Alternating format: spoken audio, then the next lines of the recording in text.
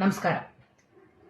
ಇವತ್ತು ರಾಜರಾಜೇಶ್ವರಿ ನಗರ ವಿಧಾನಸಭಾ ಕ್ಷೇತ್ರದ ಜೆಪಿ ಪಾರ್ಕ್ ಉದ್ಯಾನವನದಲ್ಲಿ ಕರ್ನಾಟಕ ರಾಜ್ಯ ಸರ್ಕಾರದ ಉಪಮುಖ್ಯಮಂತ್ರಿಗಳಾಗಿರುವಂತಹ ಡಿಕೆ ಶಿವಕುಮಾರ್ ಸರ್ ಅವರು, ಬೆಂಗಳೂರು ಉಸ್ತುವಾರಿ ಸಚಿವರು ಕೂಡ ಹೌದು, ಅವರು ಬೆಂಗಳೂರು ನಡಿಗೆ ಅನ್ನೋ ಒಂದು ಕಾರ್ಯಕ್ರಮ ಬೆಂಗಳೂರಿನ ನಾಗರಿಕರ ಜೊತೆಗೆ ಸಂವಾದವನ್ನ ಸಮಾಲೋಚನೆಯನ್ನ ಮಾಡಿ ಅವರಿಗೆ ಏನಾದರೂ ಸಮಸ್ಯೆ ಇದ್ರೆ ಅದನ್ನ ಸ್ಥಳದಲ್ಲೇ ಪರಿಹಾರ ಮಾಡಬೇಕು ಅನ್ನೋ ಒಂದು ಉತ್ತಮವಾದಂತಹ ಯೋಜನೆಯನ್ನ ಇವತ್ತು ನಮ್ಮ ಕ್ಷೇತ್ರದಲ್ಲೂ ಕೂಡ ಆಯೋಜನೆಗೊಂಡಿತ್ತು. ಕಾರ್ಯಕ್ರಮ ಕೂಡ ನಡೆಯಿತು. ಈ ಕಾರ್ಯಕ್ರಮಕ್ಕೆ ಬಂದಂತ ಶಾಸಕರು ತಾವು ಏನ್ ಮಾಡಿದ್ರಿ? ಗಲಾಟೆಯನ್ನ ಮಾಡಿದ್ರಿ. ನಂತರ ನಿಮ್ಮ ಮೇಲೆ ದೌರ್ಜನ್ಯ ಆಗಿದೆ ಅಂತ ಹೇಳಿ ಮಾಧ್ಯಮಗಳ ಮುಂದೆ ಹೋಗಿ ಅಳಲನ್ನ ತೋಡ್ಕೊಂಡ್ರಿ. ಮಾಧ್ಯಮಗಳ ಮುಂದೆ ಬಹಳ ರೋಷಾವೇಶದಿಂದ ಹೇಳಿಕೆಗಳನ್ನ ನೀಡಿದಿರಿ. ಏನಂತ? ಒಂದು ಹೆಣ್ಣನ್ನ ಪಕ್ಕದಲ್ಲಿ ನಿಲ್ಸ್ಕೊಂಡು ಬೆಳಗ್ಗೆಯಿಂದನೂ ವಾಕಿಂಗ್ ಮಾಡ್ತಾ ಇದ್ದಾರೆ, ಒಂದು ಹೆಣ್ಣನ್ನ ನಿಲ್ಸ್ಕೊಂಡು ಪ್ರಚಾರ ಮಾಡ್ತಾ ಇದ್ದಾರೆ, ಒಂದು ಹೆಣ್ಣನ್ನ ಉಪಯೋಗಿಸ್ಕೊಂಡು ಜನಗಳನ್ನ ಭೇಟಿ ಮಾಡ್ತಾ ಇದ್ದಾರೆ, ಒಂದು ಹೆಣ್ಣನ್ನ MLA ಮಾಡಬೇಕು, ಒಂದು ಹೆಣ್ಣನ್ನ ಮಂತ್ರಿ ಮಾಡಬೇಕು, ರಾಮಾಯಣ ನಡೆದಿದ್ದು ಹೆಣ್ಣಿಂದ, ಮಹಾಭಾರತ ನಡೆದಿದ್ದು ಹೆಣ್ಣಿಂದ. ಯಾಕ್ರಿ ಇಷ್ಟೊಂದು ತಾತ್ಸಾರ ನಿಮ್ಗೆ ಹೆಣ್ಣು ಅಂದ್ರೆ? ಯಾಕೆ ಇಷ್ಟು ತುಚ್ಛವಾಗಿ ಒಂದು ಹೆಣ್ಣು ಬಗ್ಗೆ ಮಾತಾಡ್ತಿರಲ್ಲ?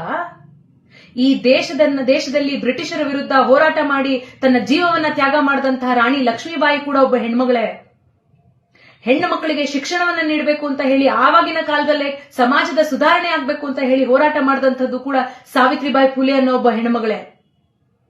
ಈ ದೇಶದಲ್ಲಿ ಪ್ರಧಾನಿಯಾಗಿ 2 ಬಾರಿ ಆಳಿದಂಥದ್ದು ಕೂಡ ಇಂದಿರಾ ಗಾಂಧಿ ಎಂಬ ಒಬ್ಬ ಹೆಣ್ಮಗಳೇ. ಪ್ರಪಂಚವೇ ಬಾಹ್ಯಾಕಾಶದತ್ತ ತಿರುಗಿ ನೋಡೋಂಗೆ ಮಾಡಿದ್ದು ಕೂಡ ಕಲ್ಪನಾ ಚಾವ್ಲಾ ಎಂಬ ಹೆಣ್ಮಗಳೇ. ಅಷ್ಟೆಲ್ಲ ಬೇಡಾರಿ, ನಿಮ್ಮಂತ ಒಬ್ಬ ಸತ್ಪ್ರಜೆಗೆ ಜನ್ಮ ನೀಡಿರುವಂತದ್ದು ಕೂಡ ಒಬ್ಬ ಹೆಣ್ಮಗಳೇ. ನೀವು ಜನ್ಮ ನೀಡಿರುವಂತದ್ದು ಕೂಡ 2 ಹೆಣ್ಮಕ್ಳಿಗೆ ನೆನಪಿರ್ಲಿ. ರಾಮಾಯಣ ನಡೆದಿದ್ದು ಯಾರಿಂದ? ರಾಕ್ಷಸ ರಾವಣ ಸೀತಾದೇವಿಯ ಮೇಲೆ ಮೋಹಗೊಂಡು ಅಪಹರಣ ಮಾಡಿದ್ದಕ್ಕೆ ರಾಮಾಯಣ ನಡೆಯಿತು. ಕೌರವರು ದ್ರೌಪದಿಯ ವಸ್ತ್ರಾಪಹರಣ ಮಾಡಿದ್ರು ಅಂತ ಕುರುಕ್ಷೇತ್ರ ನಡೀತು. ನಿಮ್ಮಿಂದ ಇನ್ನೇನನ್ನ ತಾನೇ ನಿರೀಕ್ಷೆ ಮಾಡ್ಲಿಕ್ಕೆ ಸಾಧ್ಯ ರೀ? ನಿಮ್ಮ ನುಡಿಮುತ್ತುಗಳಿದ್ವಲ್ಲ, ಹೆಣ್ಣನ್ನ ಯಾವ ಭಾವನೆಯಲ್ಲಿ ನೋಡ್ತೀರಿ ಅಂತ ನಿಮ್ಮ ನುಡಿಮುತ್ತುಗಳು ಇಡೀ ರಾಜ್ಯದ ಜನ ಕೇಳಿದಾರ್ರಿ. ಒಬ್ಬ ಗುತ್ತಿಗೆದಾರನನ್ನ ಮನೆಗೆ ಕರೆದು ಆತನಿಗೆ ಲಂಚದ ಬೇಡಿಕೆ ಇಟ್ಟು, ನೀನು ಲಂಚ ಕೊಡಕ್ಕಾಗದೆ ಹೋದ್ರೆ ನಿನ್ನ ಹೆಂಡತಿ ಮಗಳನ್ನ ನನ್ನ ಮಂಚಕ್ಕೆ ಕಳಿಸು ಅಂತ ಹೇಳಿದಂತ ಮಹಾನ್ ಪುರುಷ ಅಲ್ವೇನ್ರಿ ನೀವು? ನಿಮ್ಮಂತ ನಾಲಿಗೆಗೆ ಕಂಡ್ರಿ ಹೇಳಿರೋದು ಪುರಂದರದಾಸರು, ಆಚಾರವಿಲ್ಲದ ನಾಲಿಗೆ ನಿನ್ನ ನೀಚ ಬುದ್ಧಿಯ ಬಿಡು ನಾಲಿಗೆ, ವಿಚಾರವಿಲ್ಲದೆ ಪರರನ್ನ ದೂಷಿಸಲು ಚಾಚಿರುವ ನಾಲಿಗೆ ಅಂತ.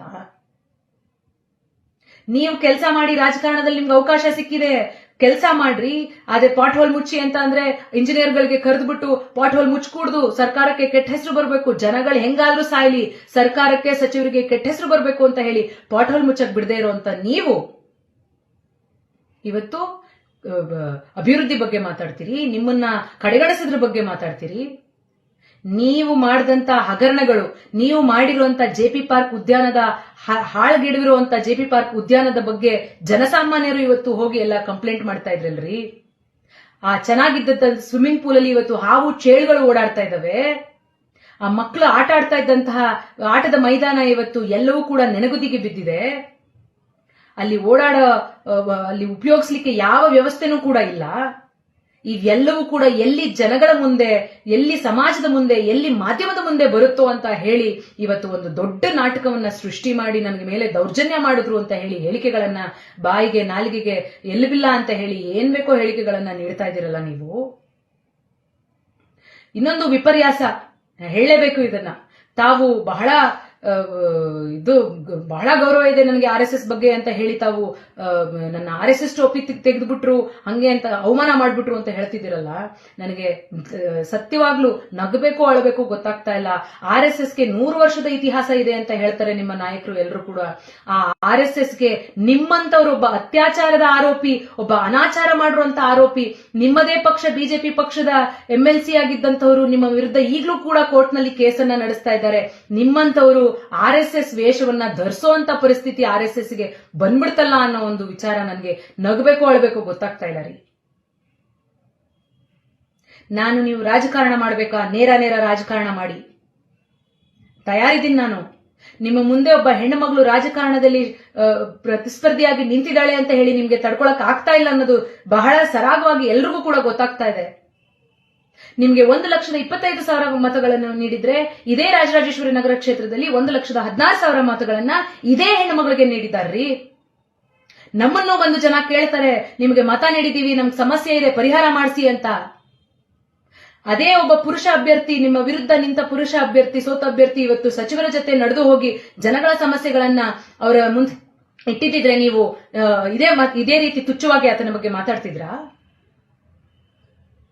ನಿಮ್ಮಿಂದ ನಿರೀಕ್ಷೆ ಏನು ಮಾಡಕ್ ಸಾಧ್ಯ ಇಲ್ಲ ರೀ. ಆದ್ರೆ ಒಂದು ಮಾತು ಮಾತ್ರ ಹೇಳ್ತೀನಿ, ದಯಮಾಡಿ ಇದನ್ನ ಎಚ್ಚರಿಕೆ ಅಂತ ತಿಳ್ಕೊಳ್ಳಿ. ಮತ್ತೊಮ್ಮೆ ನೀವು ತುಚ್ಛವಾಗಿ ಬಹಳ ಕೀಳು ಮಟ್ಟಕ್ಕೆ ನಮ್ಮ ಬಗ್ಗೆ ಮಾತಾಡಿದ್ರೆ ನಾನು ಕಾನೂನಿನ ಮೂಲಕ ಹೋರಾಟ ಮಾಡಬೇಕಾಗತ್ತೆ. ಎಚ್ಚರ ಇರಲಿ.